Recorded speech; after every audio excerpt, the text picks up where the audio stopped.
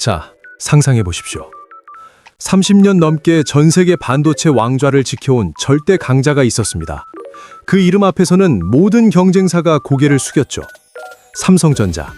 그 이름 석자만으로도 시장이 움직이고 주가가 출렁이던 시절이 있었습니다.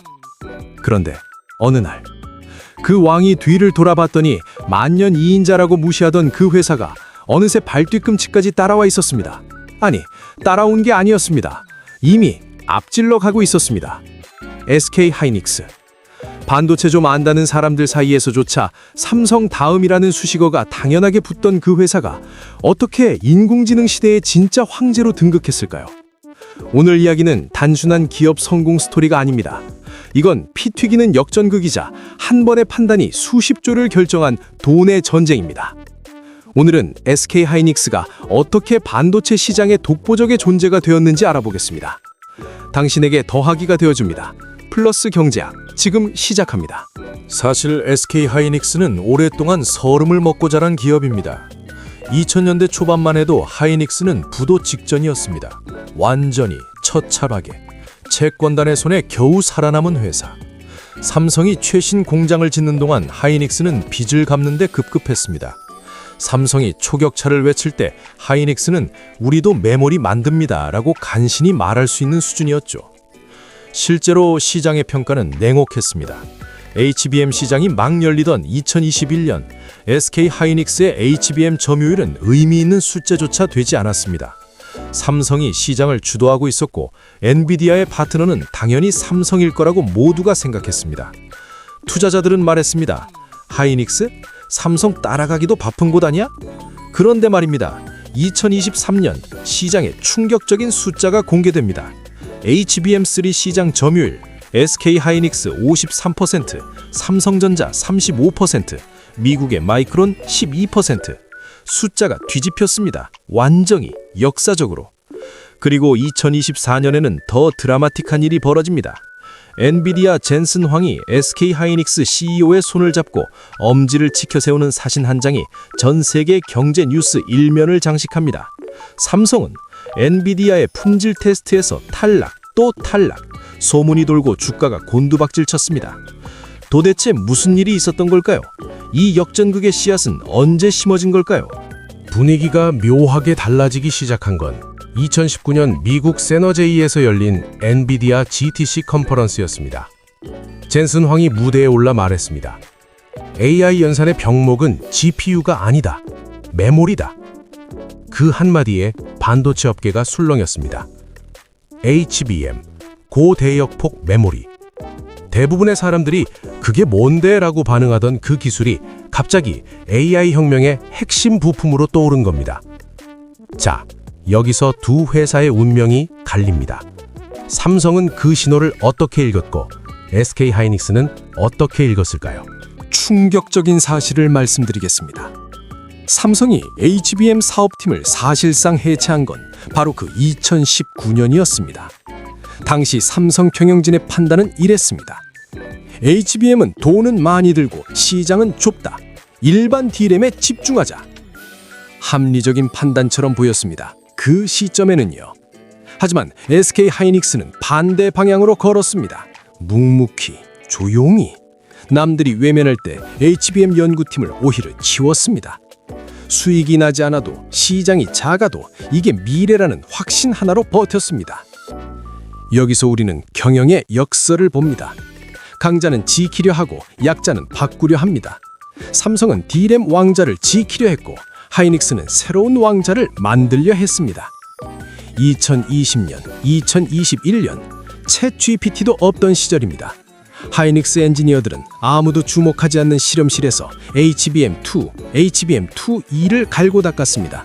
그리고 결정적으로 엔비디아와의 신뢰를 한 층씩 쌓아 올리고 있었습니다.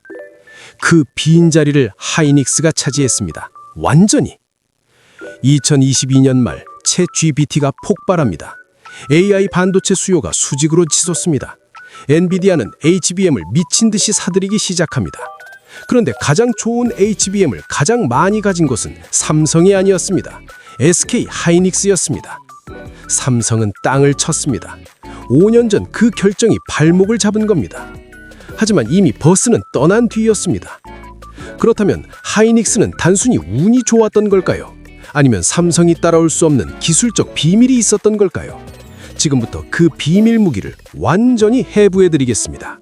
자, 여기서부터 약간의 기술 이야기가 필요합니다. 하지만 걱정 마세요. 반도체 지식이 전혀 없어도 이해할 수 있게 설명해드리겠습니다. HBM이 대체 뭔지부터 알아야 합니다. 여러분 회사 옆에 대형 물류 창고가 있다고 생각해보세요. 일반 D램은 창고가 회사에서 차로 30분 거리에 있는 겁니다. 물건을 가져오려면 시간이 걸립니다. HBM은 그 창고를 아예 회사 건물 안으로 통째로 끌어들인 겁니다. 바로 옆에서 즉시 꺼냈습니다. 속도가 비교가 안 되죠. 그런데 문제는 이 창고를 건물 안에 넣으려면 공간이 없다는 겁니다. 그래서 HBM은 D램 칩을 얇게 썰어서 위로 쌓아 올리는 방식을 씁니다. 이 적층 기술이 HBM의 핵심입니다. 아파트를 생각해 보십시오. 1층부터 12층까지 사람이 살고 있습니다. 그런데 모든 층 주민이 1층 엘리베이터 하나를 써야 한다면 어떻게 될까요? 병목이 생깁니다. 아침에 줄이 늘어서죠. HBM은 이 엘리베이터를 수천 개로 늘린 겁니다. 데이터가 동시에 수천 통로로 흐릅니다. 이걸 업계에서는 대역폭이 넓다고 표현합니다. SK 하이닉스는 이 적층 기술과 대역폭 기술에서 삼성보다 한 발 일찍 치고 나갔습니다. 여기가 진짜 핵심입니다. 집중해주세요. HBM을 만들 때 층층이 쌓인 D램 칩들을 하나로 연결하는 기술이 있습니다. 이름하여 TSV, 실리콘 관통 전극. 쉽게 말하면 아파트 각 층에 수직으로 구멍을 뚫어서 전선을 꿰는 겁니다. 이 구멍의 크기, 간격, 정밀도가 HBM 성능을 좌우합니다. 파스타를 생각해 보십시오. 같은 면발이라도 얼마나 균일하게 뽑느냐에 따라 식감이 완전히 달라집니다. TSV도 마찬가지입니다. 구멍을 얼마나 정밀하게, 얼마나 균일하게 뚫느냐, 이게 수율을 결정하고 성능을 결정합니다. SK 하이닉스는 2015년부터 이 TSV 기술에 집착에 가까운 투자를 했습니다. 남들이 그거 왜 해? 라고 할 때 혼자 묵묵히 TSV 정밀도를 0.001mm 단위로 개선했습니다. 결과는 숫자로 나왔습니다. HBM3E 기준으로 SK 하이닉스의 수율은 경쟁사 대비 20에서 30%포인트 높았습니다. 수율이 높다는 건 같은 돈으로 더 많이, 더 빠르게 만들 수 있다는 뜻입니다. 엔비디아 입장에서는 당연히 하이닉스를 선택할 수밖에 없었죠. 하지만 여기서 끝이 아닙니다. 하이닉스에는 또 하나의 무기가 있었습니다. 바로 엔비디아와의 공동 개발 체계입니다. 경쟁사들은 칩을 만들어서 엔비디아에게 가져다 줬습니다. 이거 쓰실 수 있나요? 하면서요. 하지만 하이닉스는 달랐습니다. 엔비디아 엔지니어와 하이닉스 엔지니어가 같은 테이블에 앉아서 처음부터 함께 설계했습니다. 당신들 GPU가 이런 속도로 데이터를 요청할 테니 우리 메모리는 이렇게 응답하겠다. 완전한 맞춤 제작입니다. 이건 단순한 납품 관계가 아닙니다. 공생 관계입니다. 파트너십입니다. 젠슨 황이 하이닉스 CEO와 나란히 서서 사진을 찍은 이유가 바로 여기에 있습니다. 삼성은 좋은 제품을 만들어서 팔려 했습니다. 하이닉스는 고객이 필요한 것을 함께 만들었습니다. 이 차이가 HBM 전쟁의 승패를 갈랐습니다. 그래서 돈은 어디로 갔을까요? 숫자가 모든 것을 말해줍니다. 2023년 SK 하이닉스의 HBM 매출은 전체 메모리 매출의 20%를 넘어섰습니다. 그런데 이 20%가 영업이익의 절반 가까이를 만들어냈습니다. HBM은 일반 D램보다 5배에서 7배 비쌉니다. 마진이 압도적으로 높습니다. 삼성이 D램 10개를 팔 때 하이닉스는 HBM 2개를 팔아 같은 돈을 벌었습니다. 아니, 더 벌었습니다. 미래는 어떨까요? 하나증권 리포트에 따르면 2025년 전체 HBM 시장 규모는 40조 원을 넘어설 전망입니다. 2021년 대비 10배 이상 성장한 숫자입니다.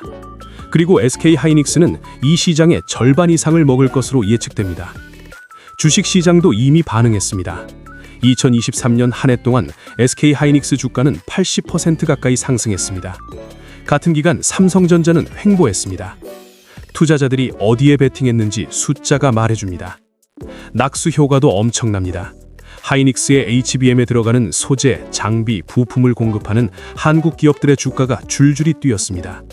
리노공업, 한미반도체, 솔브레인.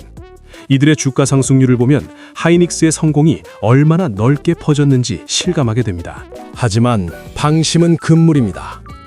삼성이 HBM4로 반격에 나섰다는 건 이미 여러분도 아실 겁니다.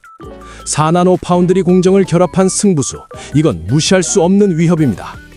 그리고 TSMC와 손잡지 않고도 혼자 해결할 수 있는 삼성의 종합 반도체 체력은 장기전에서 변수가 될 수 있습니다. SK 하이닉스에게도 아킬레스건이 있습니다. 파운드리가 없다는 것. HBM5, HBM6로 넘어갈수록 로직 다이의 중요성은 커집니다. 그때마다 TSMC에게 손을 벌려야 합니다. 남의 일정, 남의 라인, 남의 속도에 맞춰야 한다는 뜻입니다. 이 구조적 약점이 언제 발목을 잡을지 모릅니다. 전쟁은 아직 끝나지 않았습니다. SK 하이닉스의 이번 HBM 정복을 보면서 1990년대가 떠오릅니다. 당시 D램 시장을 완전히 장악하고 있던 건 일본이었습니다. NEC, 히타치, 도시바, 이 이름들 앞에 한국 기업이 설 자리는 없어 보였습니다. 하지만 삼성과 하이닉스의 전신인 현대전자는 불가능을 뚫었습니다. 아무도 가능하다고 생각하지 않았던 그 도전이 지금 대한민국 반도체 신화를 만들었습니다. 그리고 지금 AI 시대의 HBM 전쟁에서도 그 DNA가 다시 빛을 발하고 있습니다. SK 하이닉스가 증명한 것은 단 하나입니다. 강자가 외면한 곳에 기회가 있다. 남이 포기할 때 버티는 자가 새로운 왕이 된다. 여러분, 이 전쟁의 끝은 어디일까요? SK 하이닉스가 HBM 왕좌를 계속 지켜낼까요? 아니면 삼성이 HBM4의 기술력으로 판을 다시 뒤집을까요? 댓글로 여러분의 예측을 남겨주세요. 지금 이 순간에도 경기도 이천과 경기도 수원의 공장에서는 불이 꺼지지 않고 있습니다. 대한민국의 미래가 그 실험실 안에서 만들어지고 있습니다. 저희 플러스 경제학이 그 한복판을 끝까지 추적하고 가장 빠르게 전달해드리겠습니다.